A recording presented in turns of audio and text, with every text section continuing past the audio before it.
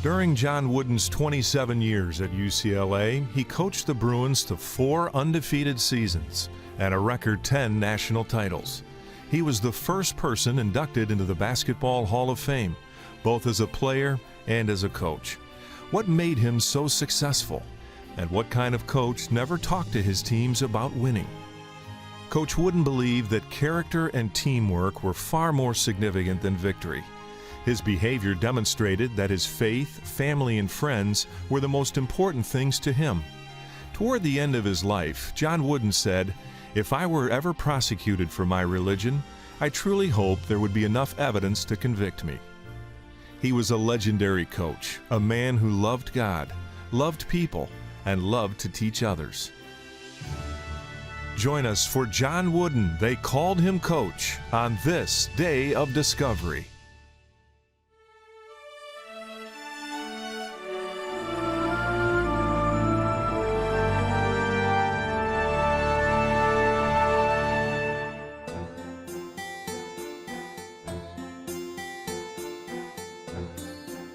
He talks a lot about his background, the influence of his father and his mother, where he came from in Indiana. And I think that your character, a lot of times your basic philosophy of life is formed sometimes fairly early on. He was a person of faith, obviously, and that didn't leave him. But I think his family background obviously had a lot to do with the kind of person that he was. I grew up at Centerton, about 8 miles north of Martinsville, and we lived on a farm there.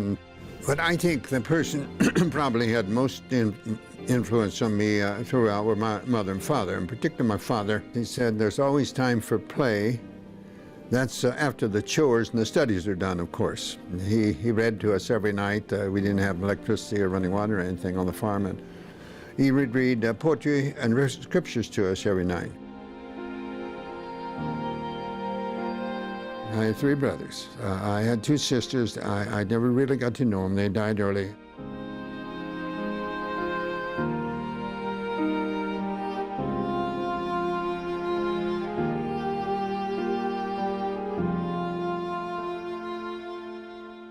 Just being born in Indiana in those years, and any young fellow is going to be interested in basketball. It's just the natural thing. Dad tacked up an old tomato basket, and Mother took an old cotton sock and filled it with rags, make it as round as you possibly could, and that's where I first started. I went to grade school there at Centerton. We had a grade school team that we played other teams, Hazelwood, Monrovia, and some of the others. Earl Warner, the principal and the coach in the grade school, I learned a lot from him too. My father, I think, is a man for whom the word gentleman was coined, because he truly was a gentleman.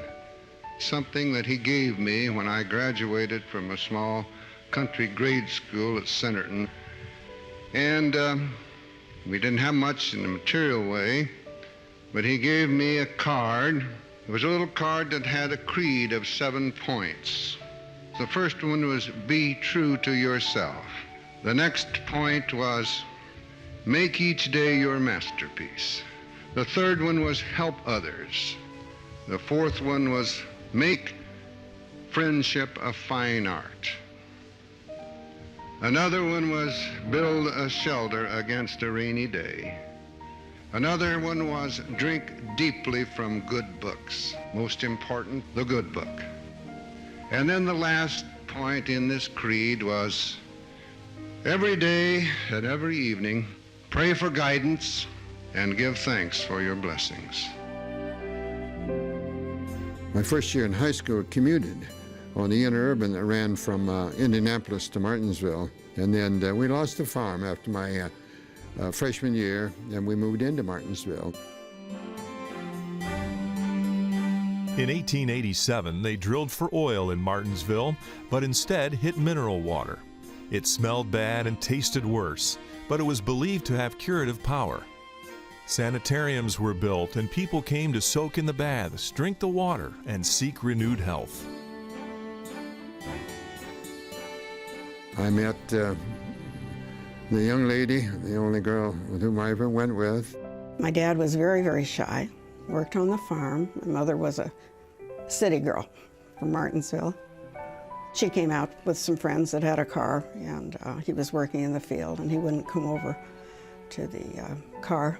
They kept motioning him over, and he was plowing, and he said he was dirty and sweaty and his overalls. And then when school started again, my mother made a beeline for him and said, you know, why didn't you come over? And he said, I wasn't cleaned up, and I was ashamed. And she said, you know, John Bob, is what she called him until they were in their 30s. I would never be ashamed of you. And he knew right then that that was for him. Both the Wooden and the Riley families attended the First Christian Church. There were endless small-town opportunities for young people to be together. Soon, John and Nellie became inseparable, and everyone seemed to know that they belonged to each other.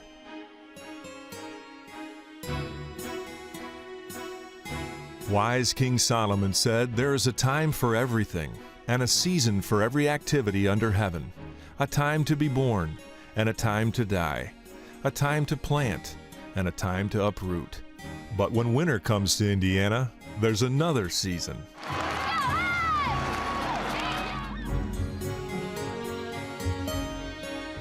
In 1924, Martinsville built Indiana's largest high school gymnasium. It seated nearly 5,000, more than the population of the town.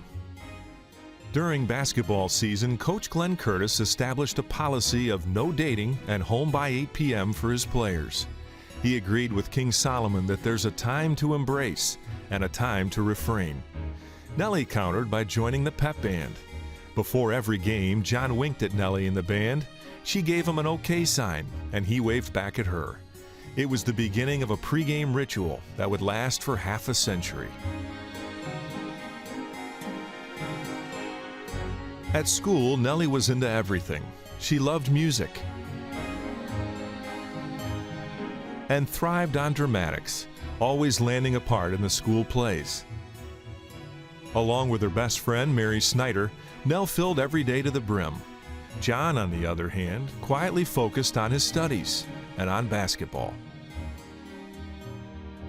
My sophomore year, we lost the championship game in the state tournament to Marion with Stretch Murphy, who was the best player in the country, in my opinion. My junior year in high school, we won the state championship. We beat Muncie Central in the championship game. And my senior year, we lost the championship game to the same team we'd beaten for the championship the year before. I shot the technical foul and I missed it. And I was a good free throw shooter and hardly ever missed one. I missed it. At the age of 17, Johnny Wooden began to ponder the meaning of success. Was it only winning or something more? Whatever it was, he was sure that for him, success would include Nellie Riley. When he left to attend Purdue University, she had one more year of high school and promised to wait for him.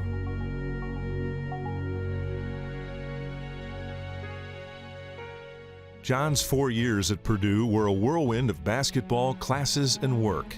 With no athletic scholarship, he, like many other students, worked his way through school. In his fraternity, he waited tables to earn his meals.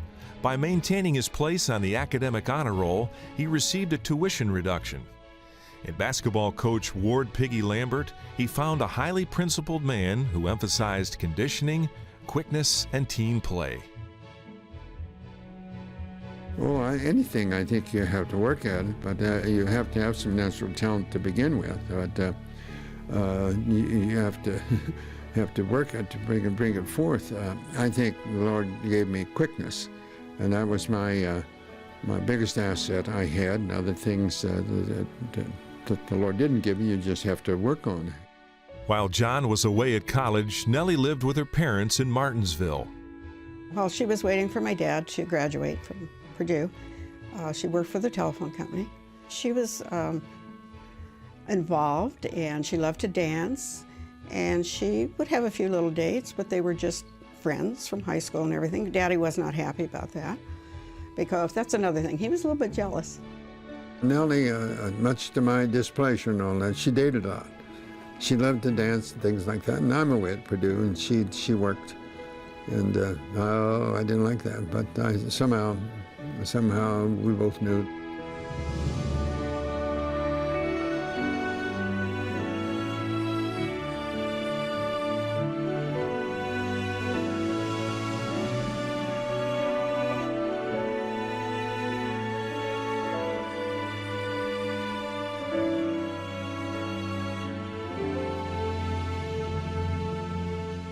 I have a picture of Dr. Elliott giving me the Big Ten Academic Award when I graduated, and I cherish that.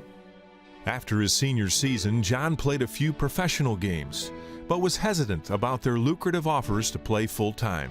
He sought advice from his coach at Purdue. But I went to talk to Lambert, and he said, "What'd you come to Purdue for?" I said, "To get an education." I think you got it?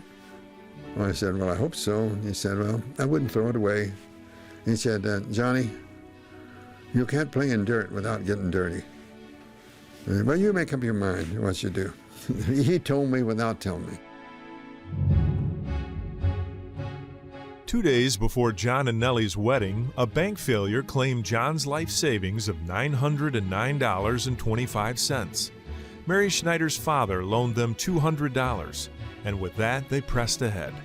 Nellie and I were married in Indianapolis on August the 8th, 1932, and my brother and his girlfriend, who had a car, drove us up, and then they left.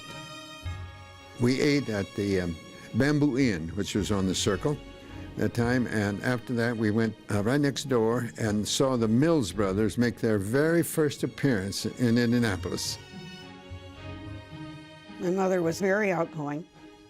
My dad was very, very shy, and she encouraged him in high school to take a public speaking course because he just kind of always had his head down, and I think she was very instrumental in getting him to become less shy with people. They were totally opposites, so I think that's always a big attraction. Sometimes it works, sometimes it doesn't, but in this case it worked beautifully. A few weeks after their wedding, Nellie and John arrived in Dayton, Kentucky, just across the Ohio River from Cincinnati, where he had taken a job as a high school English teacher and coach. Well, in 1932, the population was around 9,000 people, and it was a very thriving community. A lot of activity, typical river town. School teachers were very well thought of, they were sort of put on a little pedestal of their own as far as we were concerned. And Dayton always was very active in the sports field. In 1920, they nicknamed the team the Green Devils, and it stuck. And that's why it's called the Green Devils today. John's duties included athletic director and head coach for 3 sports, including football, which he had never played. When one surly player challenged Coach Wooden's authority, a brief physical altercation followed, of which John was immediately ashamed. He had a temper. Now, my mother was Irish, and she was very fiery, and she spoke her mind, but I don't think she really had the temper that Daddy did. It was his first year out of college and his first year of coaching, and so he had a few things to learn, I guess. John rehired the former football coach and turned his attention to teaching and coaching basketball. John always said his first year in Dayton, Kentucky was probably his worst year in his entire coaching career because he lost almost every game. But he must have learned something because the second year he won almost every game in 1934. I know he had a great impact upon the players themselves because Ben Stull, the only known living player that I'm aware of, often said that he was a very strict disciplinarian of his teams, and they had a lot of respect for him. He told you what he wanted, and he expected you to do it. The school year was filled with teaching, coaching, and professional games. John often played on weekends. Into this whirlwind of activity, Nancy Ann Wooden arrived in March of 1934. A month later, Nell wrote to her friend Mary Snyder, describing the thrill of buying new clothes for her non-pregnant body.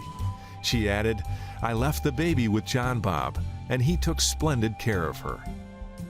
After 2 years in Dayton, John, Nellie, and Nancy Ann moved to a new opportunity in South Bend, Indiana.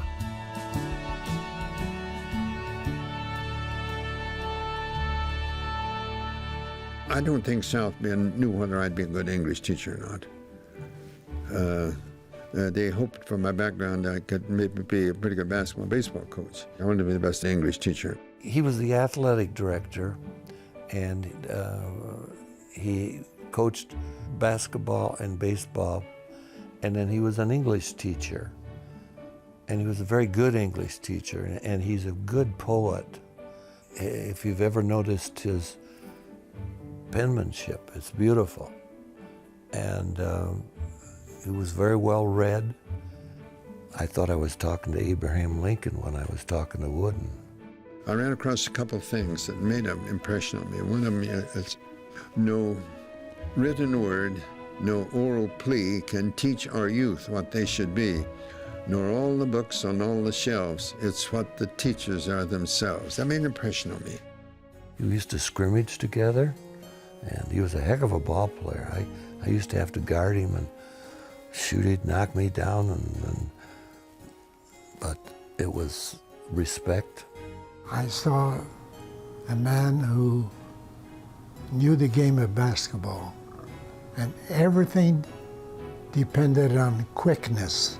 He wanted you to perform to the best of your ability.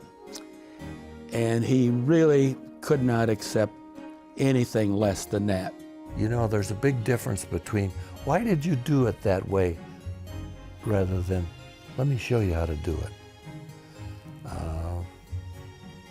Coach Wooden could show you how to do it. I was about 5'8" and the smallest individual on the Central High School basketball team. He gave me confidence by saying to me, you come out to practice tonight. So that's what I did. I started practicing. We traveled with the team by car to away games, and when my brother Jim was born, why he was with us as well. And it was just, that was our life. We didn't know anything else, and it was great. I'd always try to get in the back seat of Mr. Wooden's car, because Mrs. Wooden would be on the trip and she'd sit next to him. And that's why I always liked to ride with him, because you could see the love, and it helped me. She was the nicest thing that happened to him. Oh, Nellie? She was always there. She was at all the games, and she was involved, she was interested, and she loved the kids that were playing. Well, our regular schedule was on Sundays, when we went to church, went to Sunday school, church. John faithfully attended a weekly men's class taught by the pastor, Reverend Frank Davison, a man he greatly admired. Faith was so important to him. You knew that they were church-going people. He didn't have to say, do you go to church often or anything. You knew what he was doing, and you tried to emulate him. He believed in religion without preaching it. He would rather live it than talk about it.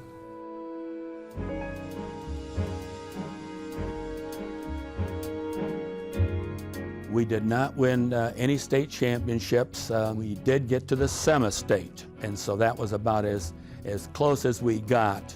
Many times I would hear him say, we lost, but I'm so proud of you.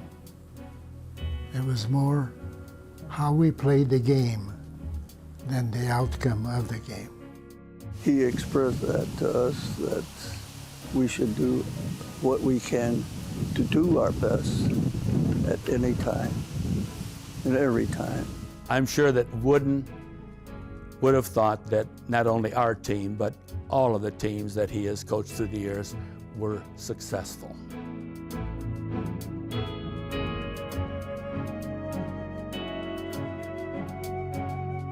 The Woodens were content with their life in South Bend. John enjoyed teaching, coaching, and playing occasional professional games on the weekends. But when the war began in 1941, everything changed. I enlisted, and probably the major disagreement that my dear wife and I had in all our years was that she didn't think I should have. She was upset because Daddy enlisted without, and they always talked everything over, but in this particular thing, at this particular time, he just wanted to do that. He said so his son would never have to. And I can remember being very frightened about it. We kind of have bad dreams about it.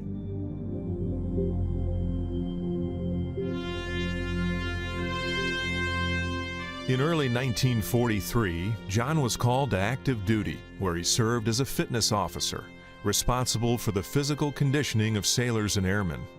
When an emergency appendectomy canceled John's orders to the aircraft carrier USS Franklin, Fred Stalcup, a fellow athlete and fraternity brother from Purdue, took his place. On March 19, 1945, a Japanese dive bomber scored a direct hit on the Franklin. The explosion and fire turned the aircraft carrier into a raging inferno. Fred Stalcup was among the 800 crew members who died in the attack.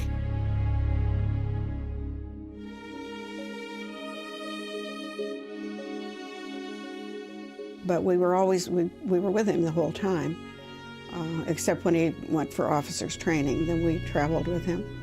And then at the end of his career, he was on an aircraft carrier in Chicago, but we were back in South Bend. And so we were very fortunate that we were able to be with him. John went back to his old job at Central High School early in 1946, but the city of South Bend felt strange. The school had changed, and perhaps he himself was no longer the same.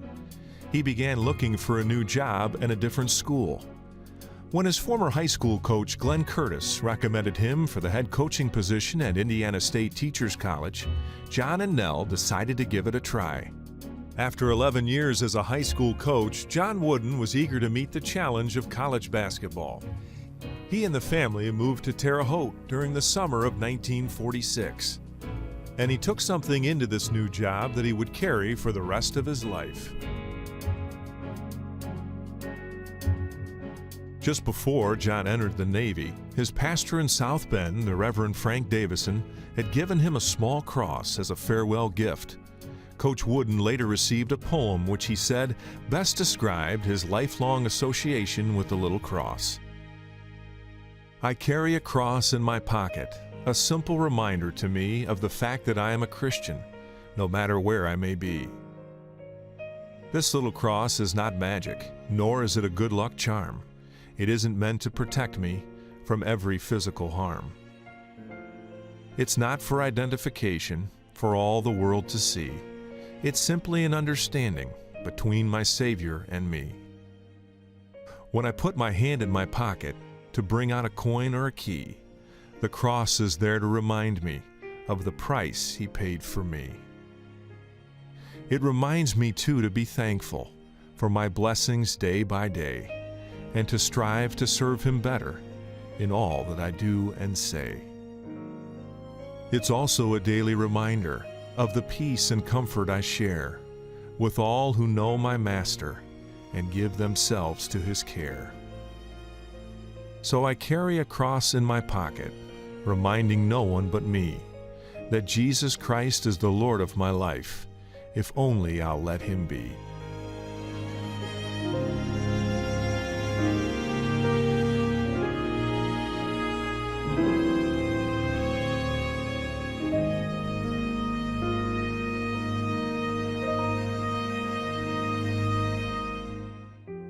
Following a stellar career as a player and a high school coach, John Wooden arrived at Indiana State Teachers College in July 1946.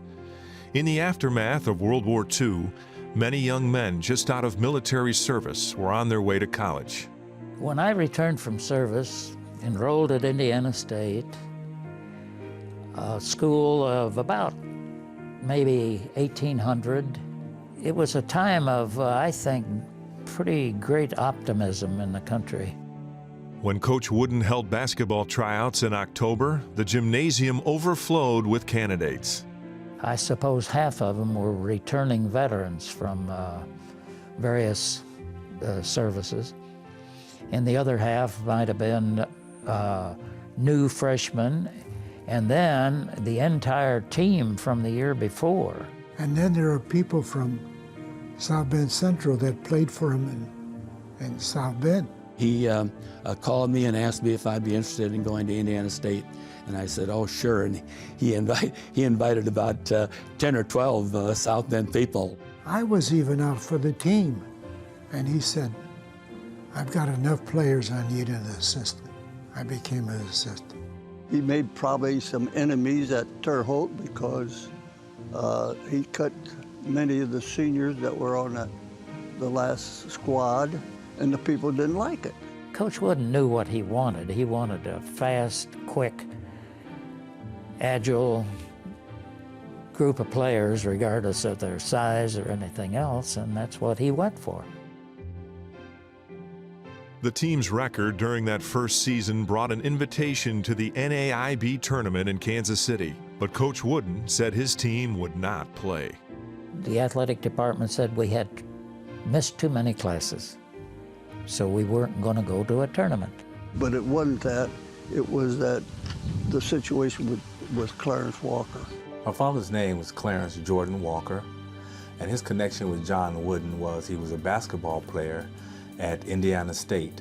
Through the years of growing up, my father really never talked much about his days in college. However, it's this one day I was a senior in high school and we lost our regional championship basketball game. I was a little distraught about it, of course, and my father came up to me. He said, I got something I want you to see. And it was more of a diary that he kept on himself and the Indiana State basketball team and everything that they went through, everywhere that they had to go, where he could play, where he couldn't play, even to the point to places that he could not even go. And I started asking him questions about it. He would just say, you know, this is how it was back then. Every day was a different day, and every day has its own trouble. Now, it did come out later that we were invited if Coach would not bring Clarence Walker. And to his everlasting credit, he said, we won't go. Well, John Wooden, from me reading that portion of the diary, told me about his character and his Christian discipleship, actually, where he would, if we don't take the whole, we're not going at all. And what I mean by the whole, his team, that was like his family. And not one was greater than the other. When you became associated with Coach Wooden, why you were going to be one of his family. He's one of my boys. So he would say, no, we're not coming. We didn't see color. None of Wooden's teams ever saw color. We would stop at a restaurant along the way, and somebody would refuse to allow him to eat with us. And the manager says, we don't feed people like this. So we all decided to leave. That's what we did. I just wondered how he took all this. I think the only thing that really kept his mind straight was his family and his faith in God. He was a God-fearing man, taught us and instilled Christian discipleship and stewardship within us as a family.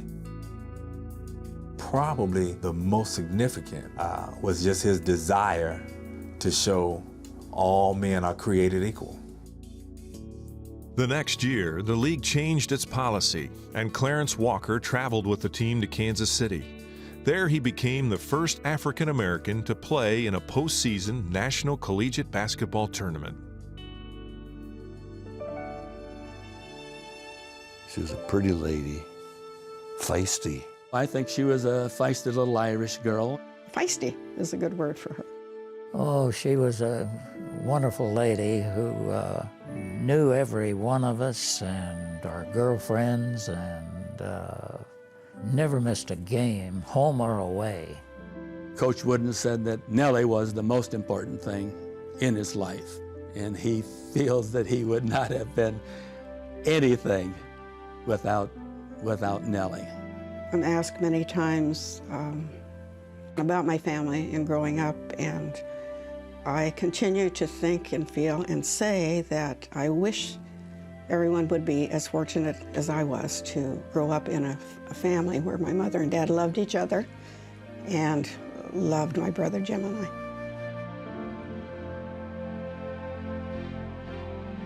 For many years, John Wooden had been contemplating the nature of success. What was it, and how could it be achieved? I wanted to come up with a different definition of success than Mr. Webster. I wanted to be more than just the material possessions or prestige. And my dad, I remembered he tried to teach us that never cease trying to do the best you can do at whatever it is. And I'd more or less forgotten that. Probably it went in one ear and out the other in that time. And then I read a short verse that said, "At God's footstool to confess, a poor soul knelt and bowed his head. I failed," he cried. "The Master said, thou didst thy best. That is success." From those, I coined my own definition of success in 1934. I choose to define it as peace of mind, attained only through self-satisfaction in knowing you made the effort to do the best of which you're capable. And you're the only one that knows that, you know. Nobody else knows. You can fool others, but you can't fool yourself. And it's like character and reputation. Your character, you're the only one that knows your character. Your reputation is what you're perceived to be by others, but your character is what you really are. As a teaching tool, Coach Wooden developed a visual illustration called the Pyramid of Success. It was not just for his players, but a goal for him to pursue as well. When we were leaving, the bus was parked right out in front of the arena. All the coaches were coming out, and someone must have said something that Coach Wooden didn't like. Coach Wooden turned around, took his coat off, and took about 5 steps toward that group. And then something stopped him, and he turned around and put his coat back on and got the bus. But it's the only time, really, I ever saw him come close. In high school, we played against Mishawaka, and somebody from Mishawaka accused him of talking to the referees ahead of time. I saw him lose his temper, which you never see. So I realized you don't question his integrity. But that was another side of Coach Wooden that I later learned as a player. He was a tough cookie and a fiery competitor, I guess is what you could call it. A sports writer called Johnny Wooden's early coaching career the storm before the calm. He would always be a fierce competitor, but he was also growing toward greater understanding and self-control. Coach Wooden's record at Indiana State caught the attention of several large universities, including Minnesota and UCLA. John and Nellie's first choice was Minnesota, and he was ready to accept their promised offer. But their phone call was delayed by a snowstorm in Minneapolis, and that changed everything.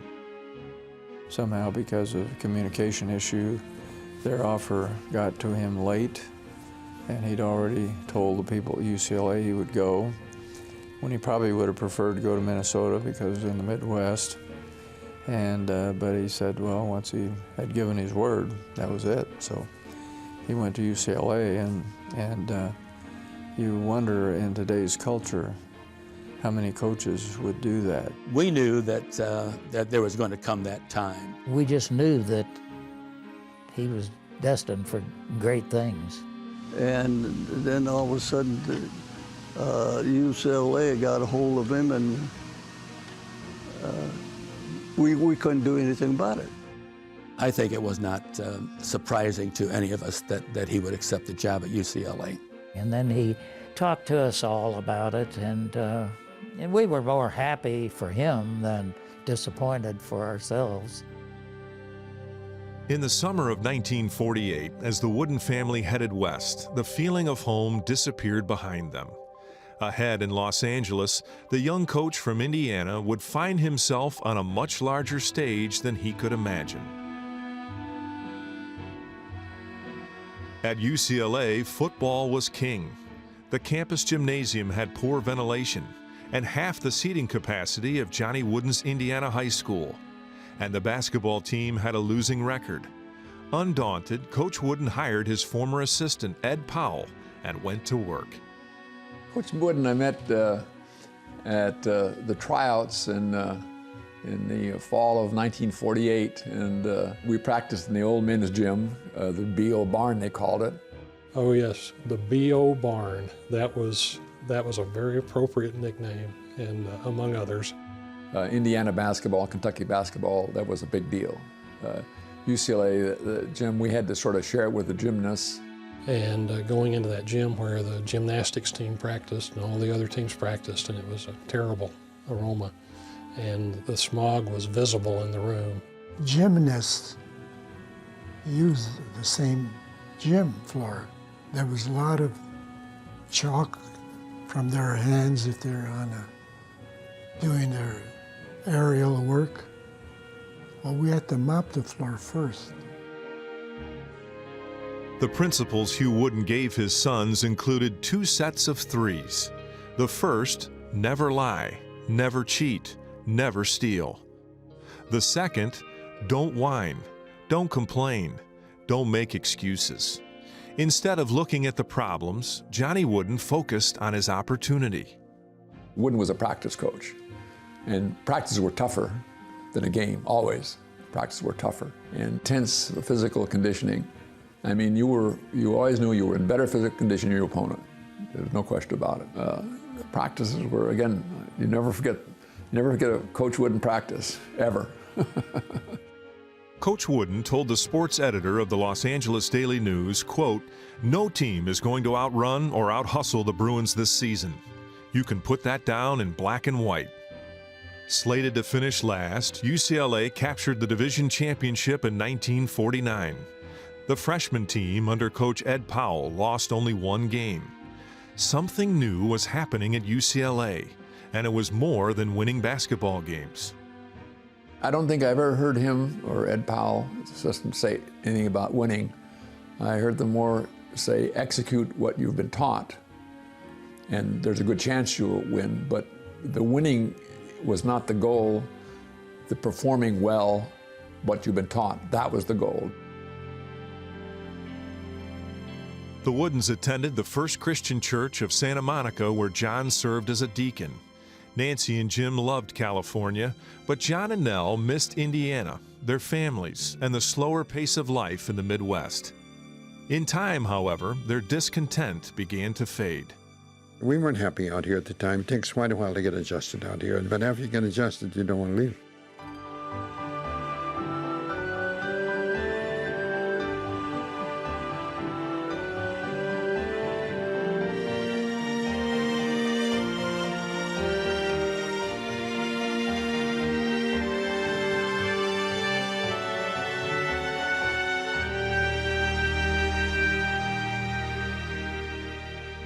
Coach Wooden had never seen me play and had no interest in me at all. But my coach in junior college recommended me, and they had a roster spot open. They needed a body. Came from a very small high school in southeastern Kentucky. He took me sight unseen. He never got to see me play. Even though I grew up in a little city called El Segundo, not too far from here, My horizons weren't real broad, so I had never even seen UCLA play. I'd never heard about Coach Wooden. He was just another coach when I got here, and nice little guy, and ran a pretty tight ship, and I was happy to be here. He really taught us the basics in every facet of the game. It started with putting on your socks. Cotton on the inside, put that on first, smooth it out very carefully, make sure there's no bubbles in it, and then put on a heavy wool sock over it. There was no room for them to get wrinkled underneath your feet so you get blisters, but also how to tie your shoe. His main concern with doing our shoes was to avoid blisters. And it's funny because I have a 12-year-old that I just had to, re-instruct for the 20th time on how to tie his shoe. Lace them up from the bottom up and make sure there's no slack. His shoes always come loose during the game. Dude, tie your shoes up. So he started just tying them haphazardly. I said, no. You got to start at the bottom, pull each shoestring up 2 at a time, tight, all the way to the top. And I thought about that. I didn't say it to him, but that's the way Coach Wooden taught us. Coach Wooden did all of his work during the week. His canvas was teaching us during the week, and he loved that time of practice. Practices under Coach Wooden were a combination of a couple of things. They were very intense and very focused and very competitive would be a good word to use, but they were also fun. He was a guy who always felt, I think, that we were inclined to coddle ourselves and make it easy on ourselves, and so he wanted to push us to excellence. He prepared 2 hours every morning, or 2.5 hours, for our 2.5-hour practice every afternoon. He was totally prepared. He had these little 3x5 cards. It was all written down on a 3x5 card. He kept in the pocket of his jacket, and he'd blow the whistle and send us into our first drills. So it was like this. He'd blow that whistle and we needed to be there, and then he'd blow the whistle 5 minutes later and we needed to be there. And it would just go from one drill to the next the whole time. We did things like imaginary shooting drills where you'd have an imaginary basketball and you would shoot the ball, this imaginary ball, and work on your form, work on your follow through and your rotation, and you had to see the ball kind of going through the hoop. So the whistle would blow, we'd shoot. Whistle would blow, we'd shoot this imaginary ball. And Coach was, he was into it like it was a real ball. Just make sure you hold it here and make sure you get the rotation. You got to put your finger right on the hole here and go through the whole thing. But in my mind, I want to say, Coach, but there's no ball. I don't know there's no ball. His concern was always to get the maximum out of what we had to work with. You can't put in what God left out, but you can seek to at least maximize what God put in. And then when we got to the games, we would meet beforehand. He would tell us, just to do our best, play together, and then he would sit down on the bench and we would play. Usually he had his program folded up in one hand, and I had his cross in his other hand. And I only found this out in later years, but our minister from the First Christian Church in South Bend gave it to Daddy when he went into the service. And it was very unusual. It had the Alpha and the Omega on it. And he had his little ritual before the games, of course. Kind of pull up his socks and pat his assistant and then turn around and look at Mother, and she'd give him the high sign. And from then on, it was up to his team. In 1963, at the urging of his assistant coach, Jerry Norman, John Wooden made some changes that brought dramatic results. We had a full court press, so as soon as the jump ball started the game, we were pressing and running the entire game. We knew when we walked on the floor, we might lose the game, but we would never lose a game because we were tired. And every game it turned out that we were in far better condition than our opponents. In '64, we were not considered to be a serious threat even to win the conference. Most people believed they were too short to win, but week after week, the Bruins proved everyone wrong. They advanced to the NCAA championship game without a single loss. We were playing Duke, which was a considerably larger team physically than we were, and we were underdogs in the finals. After 29 straight wins, we were still underdogs. But we played a game, the same kind of game we played all year. We wore them out in the middle of the game. We had a run, and that's what won our ball games for us.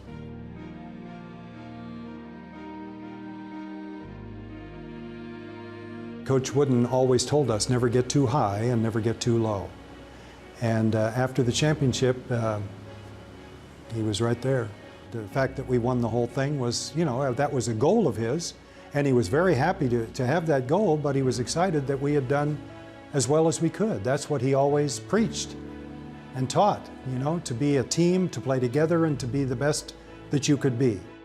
He said to us, "Gentlemen, you meet the same people on the way down that you meet on the way up. So behave yourselves." But he just always seemed to have an uncommon amount of wisdom, even when it came to being in a position he'd never been in before, like winning a national title. It's nice to win, obviously, and nice to go undefeated, but it does have its pitfalls in that the more successful you are, the higher expectations get. The next year, UCLA repeated as national champions. During the following decade, the Bruins dominated college basketball in America, and Johnny Wooden struggled, as never before, with the pressure of success.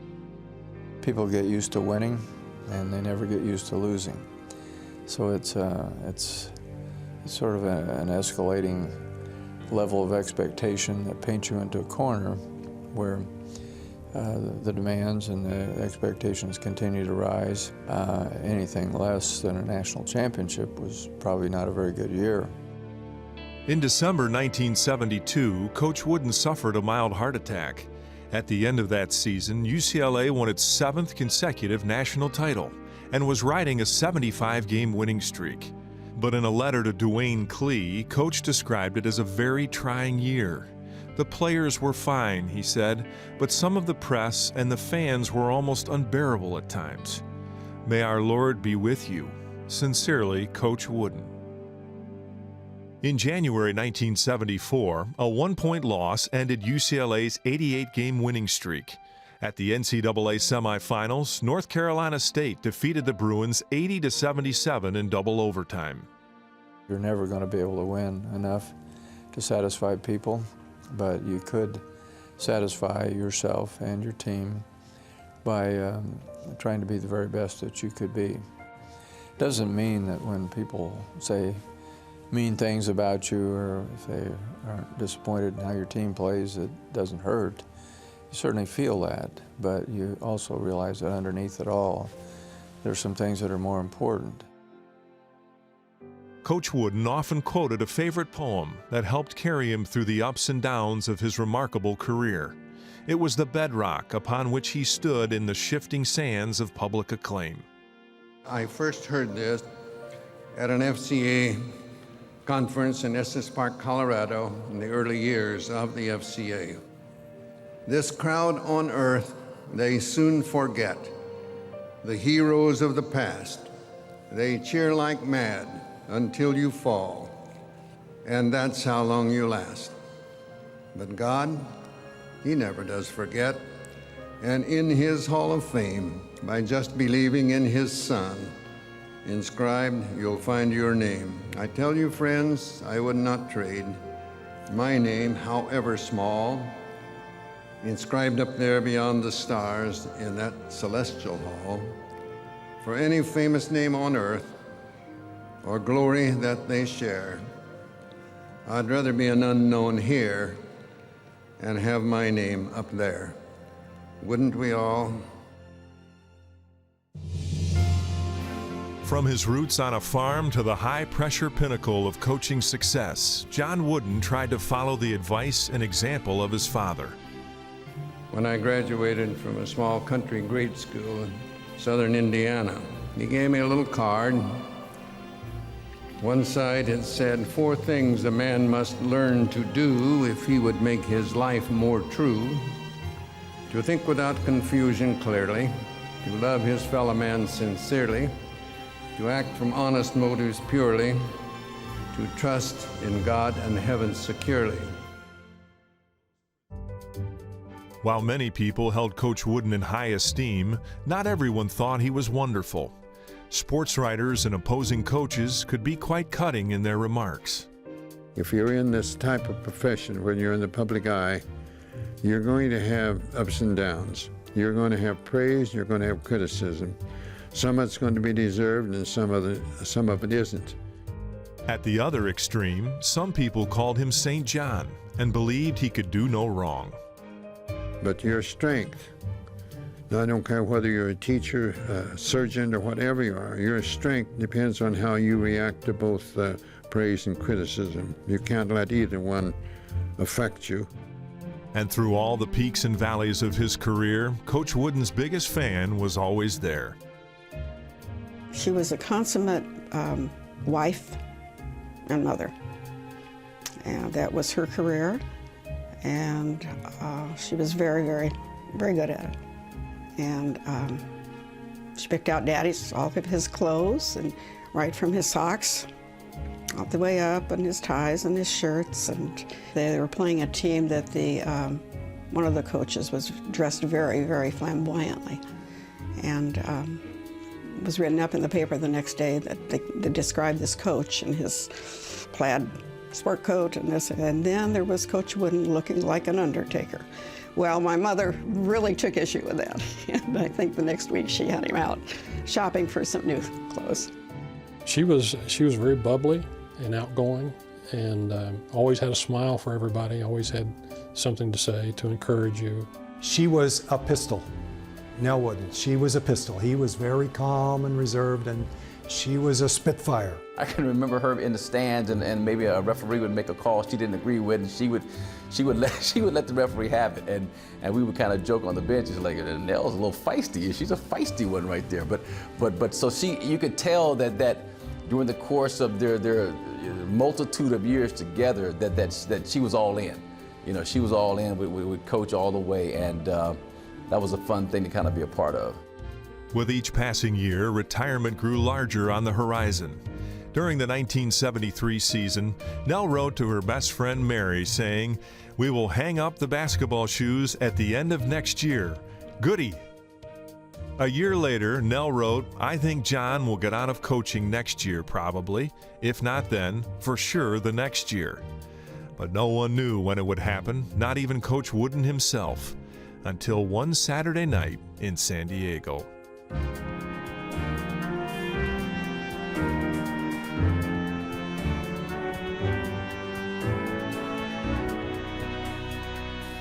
When the game ended, instead of going to meet the press as he usually did, John Wooden made his way to the UCLA locker room. Coach Wooden comes in and just kind of tells us to, pipe down, quiet, quiet, quiet. I got something to say to you guys.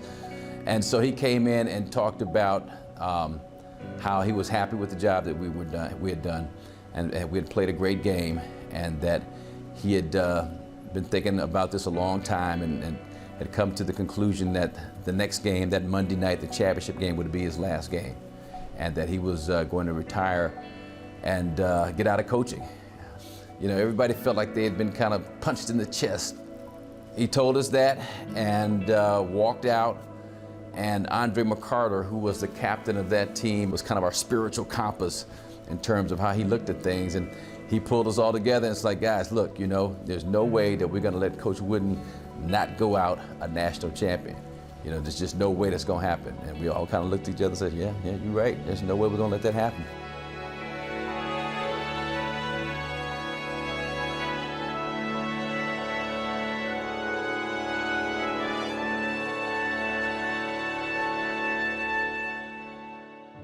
On Coach Wooden's 65th birthday, friends, fans, and celebrities gathered to celebrate his career and say goodbye.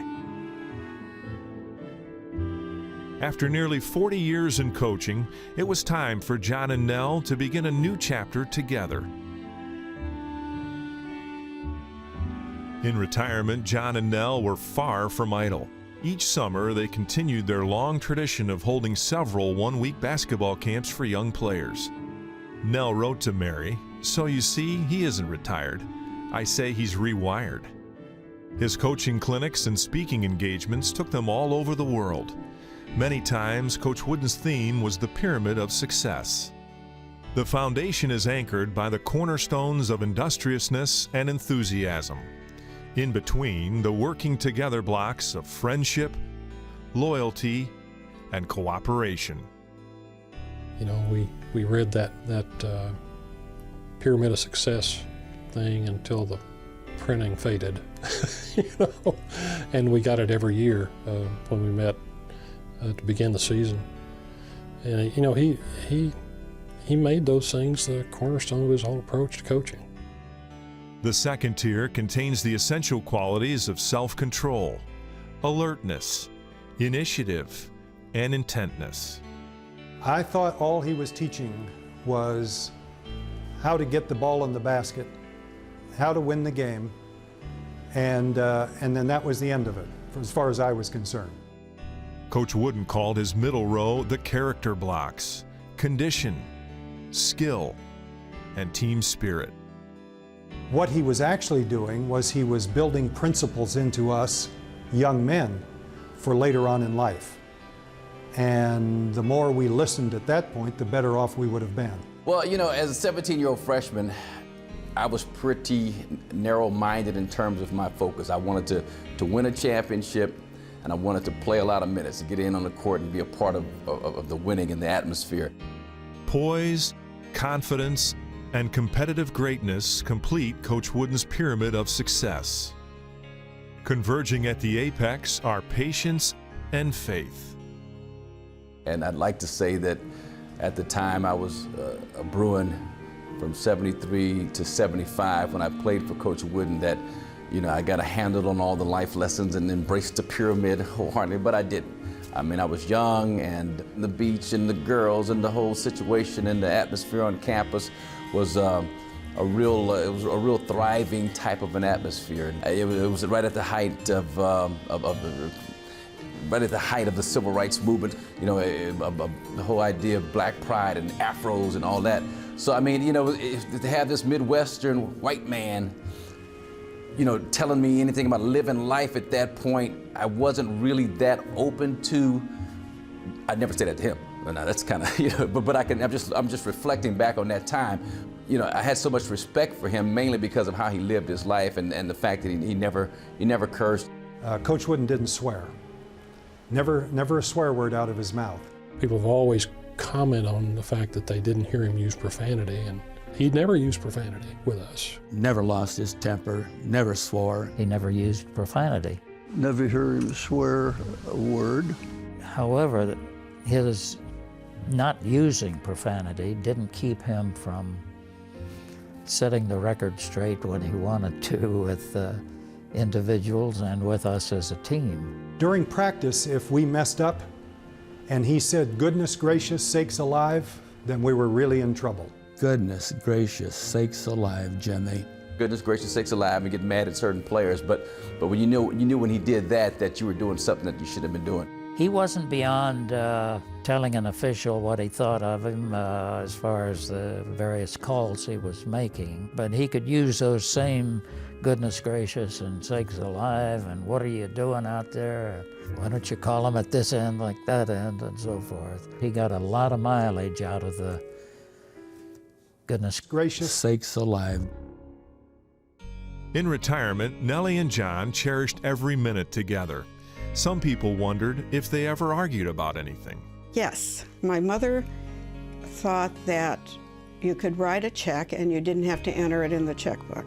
You know, the old saying, well, gosh, I thought we had money, there were still checks. So that's the only thing I can really remember them talking about. Don't take friendship for granted.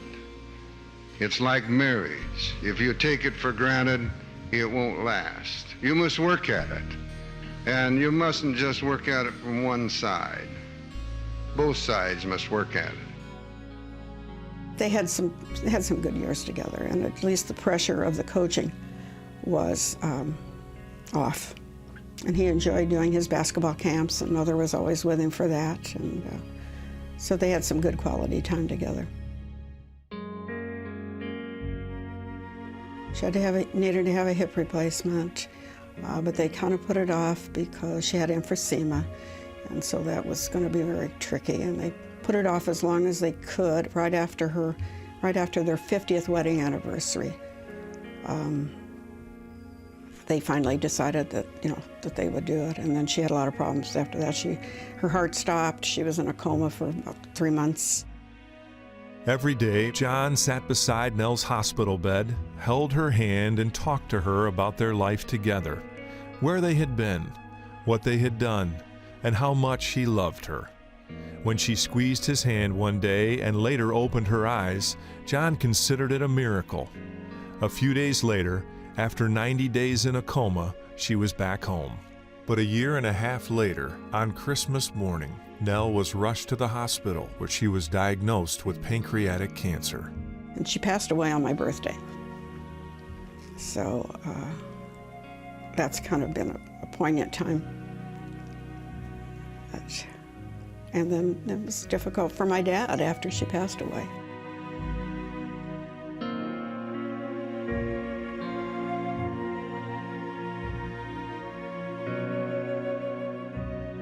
He had a very difficult time with it. He just became a recluse for a while. He was having a real tough time. I think it affected him very profoundly. And we were out there, in fact, not long after she had died.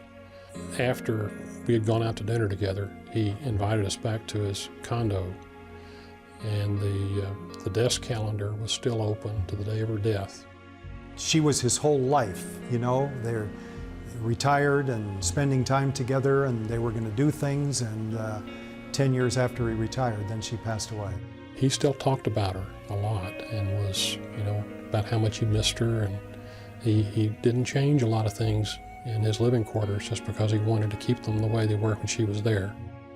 It was very devastating to him, real tough.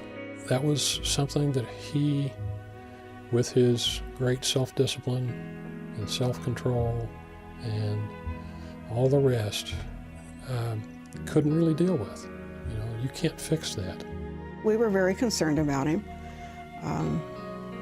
because he missed her terribly. I know our family doctor said he just pines for her every single day. And it was an occasion that I think caused him maybe to lean on God in a way that he'd never done before. When Mother passed away, the fact that his first great-grandchild was on the way, and he really looked forward to that, and that it was a big, big help to him. And the birth of his great-grandchild is what kind of pulled him out of that.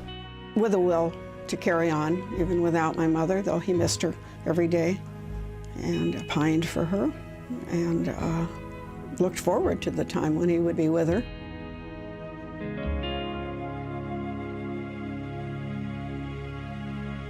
Every year brought new honors and awards to Coach Wooden. He received each one graciously, while always keeping in mind a favorite saying: talent is God-given, be humble. Fame is man-given, be thankful. Conceit is self-given, be careful.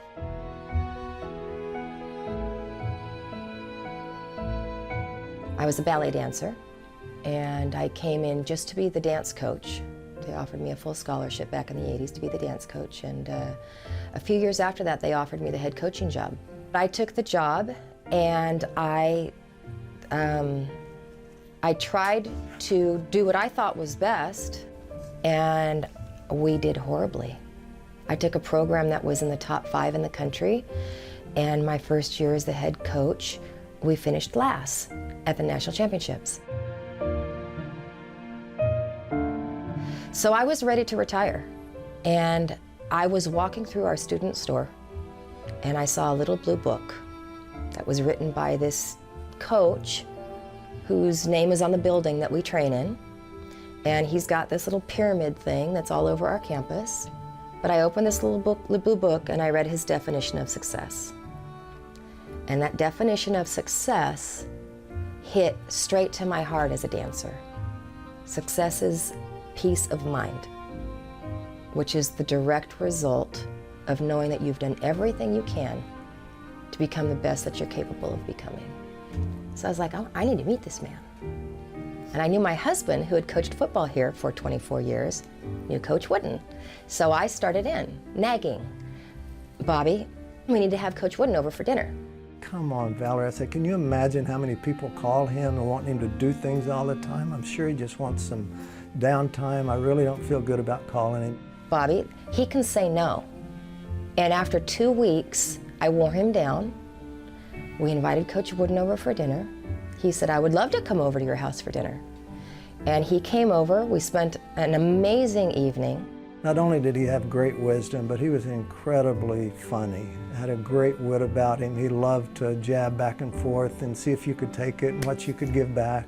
That set up a relationship that lasted 14 years. And there were times I'd be traveling with our football team and she'd go over and spend the day with him, you know, and they'd watch the football game together. So they spent a lot of time together. I went over and took my knitting and I sat on the couch and I was knitting and he was sitting in his little chair, and at halftime he muted the TV and he said to me, you know, honey, Nellie and I made love every day.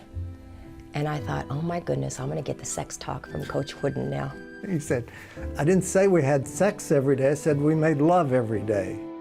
And he said, a day did not go by that we didn't tell each other how much we loved each other, that we didn't hug and kiss, that we didn't share our love for each other in a very personal and private way, just with a touch, or just by telling each other we loved each other. And don't let a day go by without ever telling Bobby how much you love him. Whenever he saw his wife, gave her a hug and a kiss, and what we saw was he loved his wife and he loved his children. And that had nothing to do with basketball. That's what we saw. And so, you know, as a youngster, you're watching all that. And as a youngster, you're saying to yourself, you know, man, I'd love to have a relationship like that, as committed and loving of a relationship as he and Nell had. Well, she was a sweetheart, and he really loved her. That was easy to see, and his faithfulness across the years and his perpetuation of her memory in, for example, the basketball court at UCLA, which he insisted be named for her too. I thought, this is great. You know, this is how it should be. Coach Wooden always enjoyed returning to his hometown. It was often said that he never forgot his roots or his friends.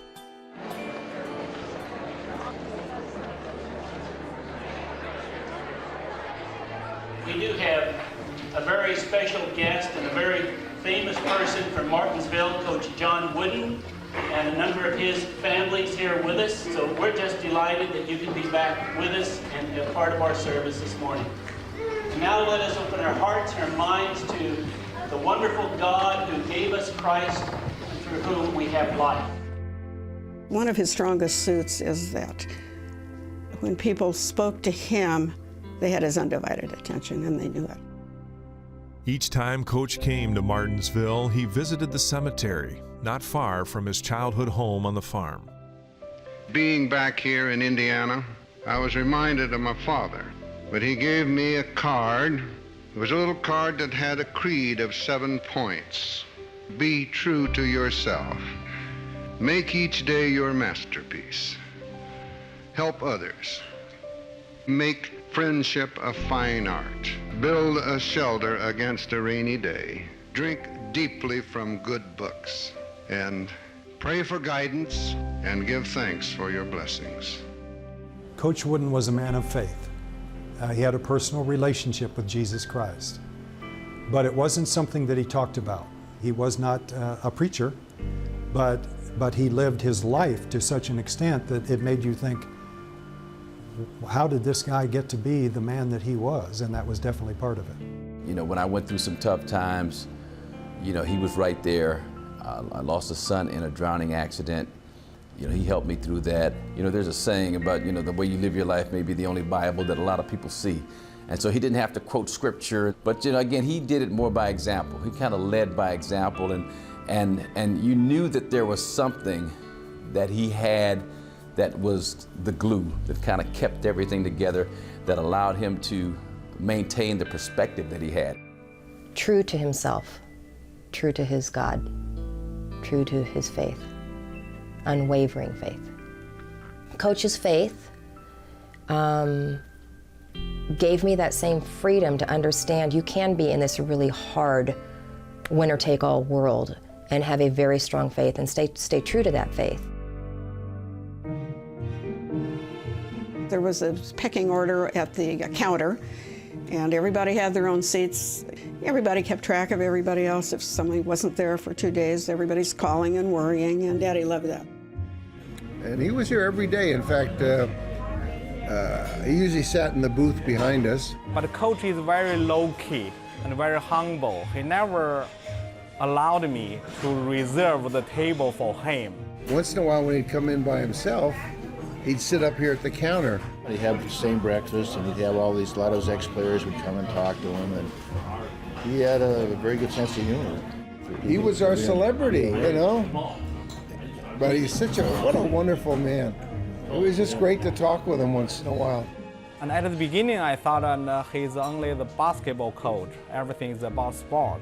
But after I read his book, I said, wow, he's not only the basketball coach, he's the life coach. The way they treat people. Very friendly, equally with anybody.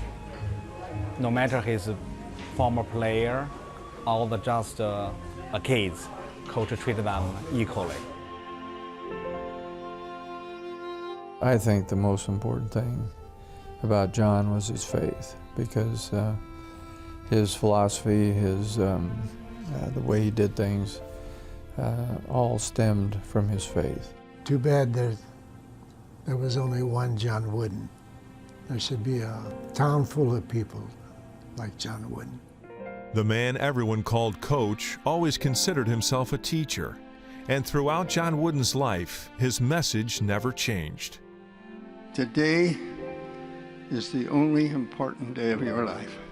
Yesterday's gone. It'll never change. Tomorrow can only be affected by what you do in preparation today, and failure to prepare is preparing to fail.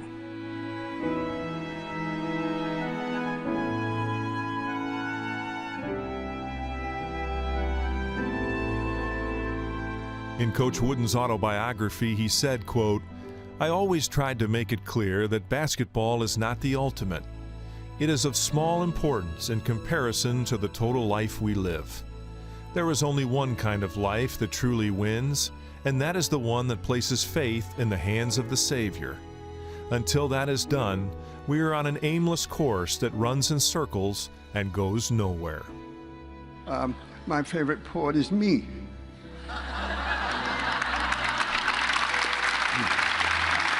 I'm a rhymer. I'll give you one that I wrote recently if you'd like to hear it. The years have left their imprint on my hands and on my face. Erect no longer is my walk, and slower is my pace. But there is no fear within my heart, because I'm growing old. I only wish I had more time to better serve my Lord. When I've gone to him in prayer, he has brought me inner peace. And soon my cares and worries and other problems cease. He's helped me in so many ways. He's never let me down. Why should I fear the future when soon I could be near his crown? Though I know down here my time is short, there is endless time up there, and he will forgive and keep me ever in his loving care. I'm a rhymer. That's a rhyme, not poetry.